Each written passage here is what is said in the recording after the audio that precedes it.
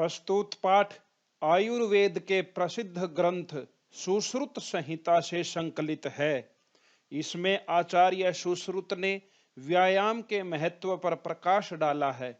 सर्वप्रथम श्लोक में वे व्यायाम की परिभाषा देते हुए कहते हैं, शरीरायास जननम कर्म व्यायाम संजितम तत्कृत्वा तु सुखम देहम विमृद्नियात् समन्ततः।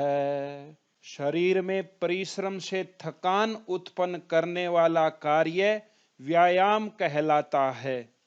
उसे करने के बाद ही संपूर्ण शरीर पर सुखपूर्वक अर्थात धीरे धीरे मालिश करनी चाहिए।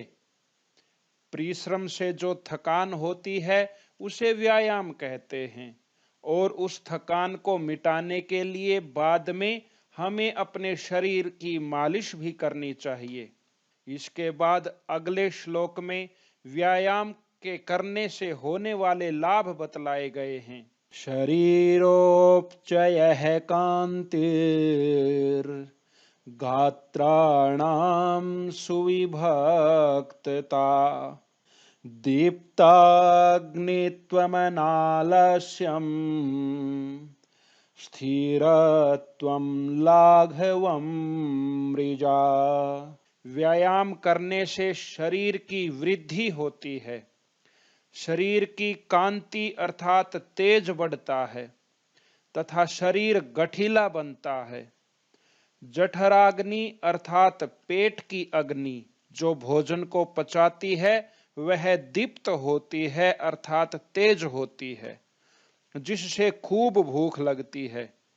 आलस्य नहीं रहता, शरीर स्थिर होता है अर्थात शरीर में कंपन नहीं रहता, शरीर हल्का होता है तथा शरीर मंज जाता है अर्थात स्वच्छ हो जाता है। इस प्रकार इस श्लोक में व्यायाम के 8 लाभ बतलाए गए हैं।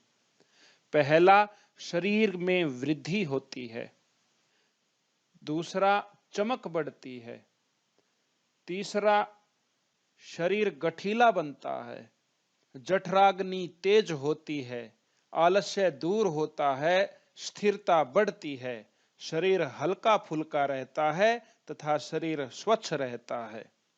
व्यायाम करने के अन्य लाभ अगले श्लोक में बतलाए गए हैं।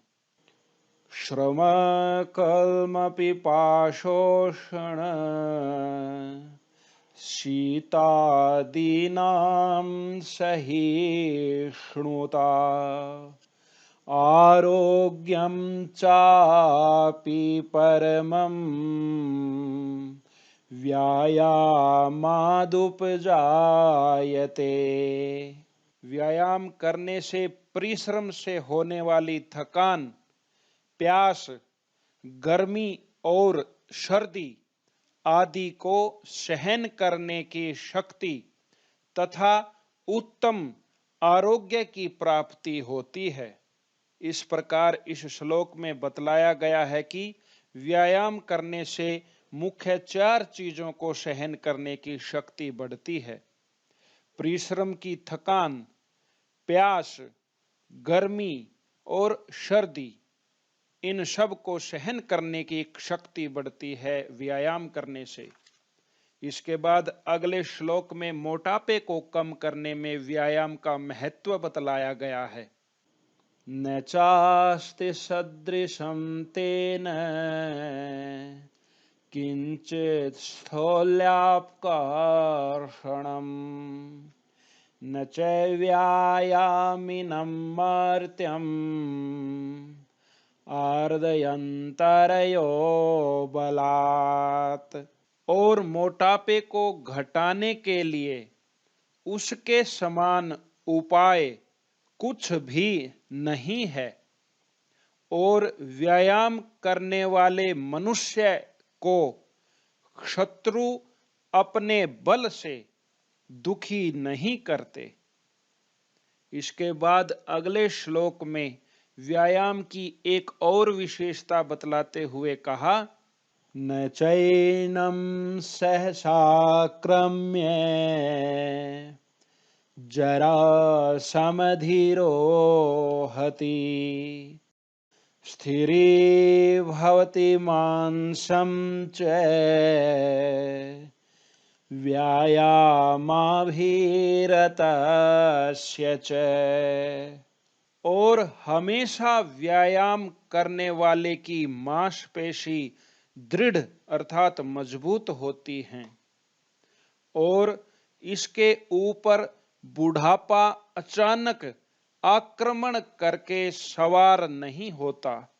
अगले श्लोक में बतलाया गया है कि व्यायाम करने वाले व्यक्ति के पास कभी बीमारियां नहीं आती। व्यायामस्मिन् गात्रस्य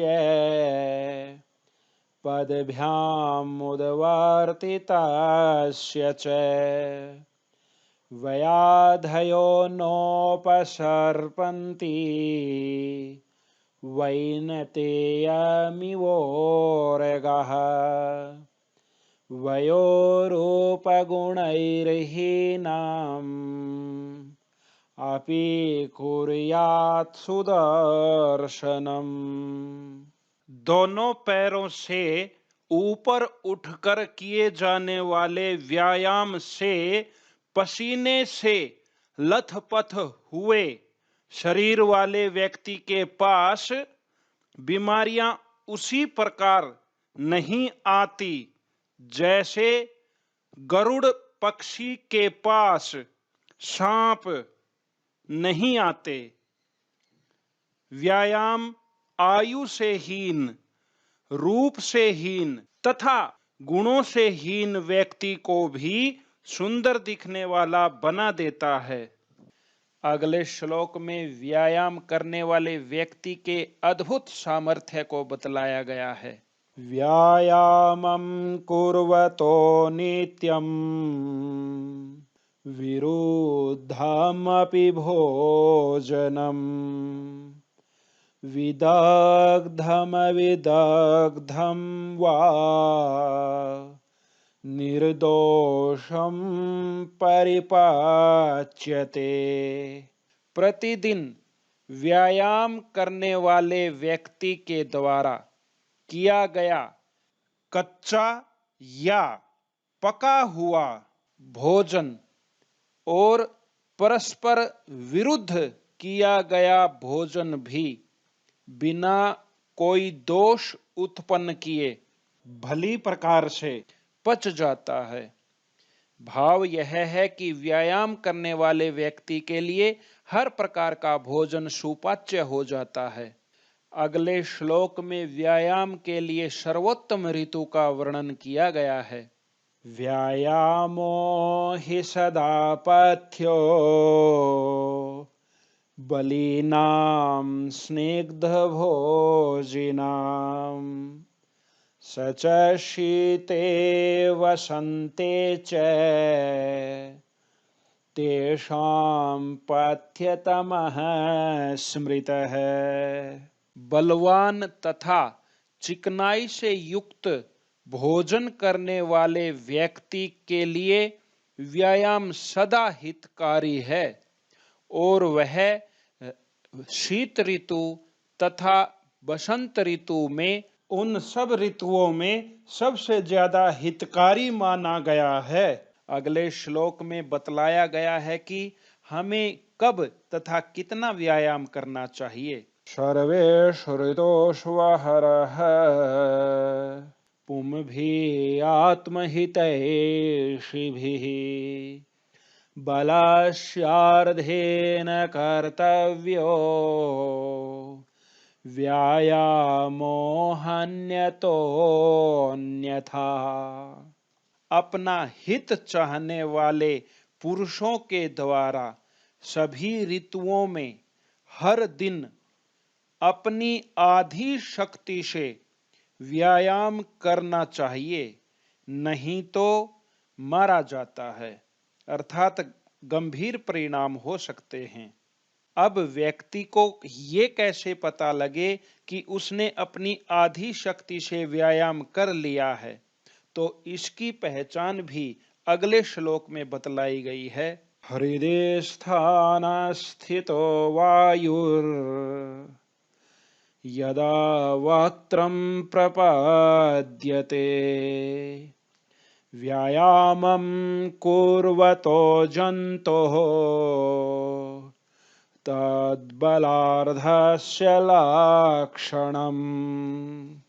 व्यायाम करते हुए प्राणी के हृदय में स्थित वायु जब मुख में आने लगे तो उसे आधी शक्ति लग जाने का लक्षण समझना चाहिए।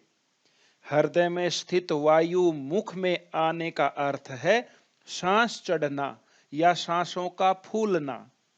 अब अगले श्लोक में व्यायाम करते समय रखने योग्य सावधानियों के बारे में बतलाते हुए कहा, वयोबल शरीराणि देश कालाशनानि च समीक्ष्य कुर्यात् व्यायामम् अन्यथा रोगमाप्नुयात्। आयु, बल, शरीर, स्थान, समय और भोजन को देखकर व्यायाम करना चाहिए, नहीं तो रोग प्राप्त हो सकते हैं। अर्थात सबसे पहले हमें अपनी आयु के अनुसार ही व्यायाम करना चाहिए, फिर अपने बल अर्थात अपनी शक्ति के अनुसार, फिर शरीर अर्थात मोटापा या दुबले पतले शरीर को देखते हुए उसके अनुसार ही व्यायाम करना चाहिए, फिर स्थान का भी हमें ध्यान रखना चाहिए। व्यायाम करने का स्थान बदबूदार नहीं होना चाहिए। फिर समय अर्थात ऋतु आदि के अनुसार भी व्यायाम करना चाहिए। और अंत में भोजन को देखते हुए गरिष्ठ भोजन करने वाले को ज्यादा तथा रूखा सूखा भोजन करने वाले को सामान्य व्यायाम करना चाहिए। इसमें से यदि किसी एक बात का भी हमने ध्यान नहीं रखा तो हम रोगी हो सकते हैं।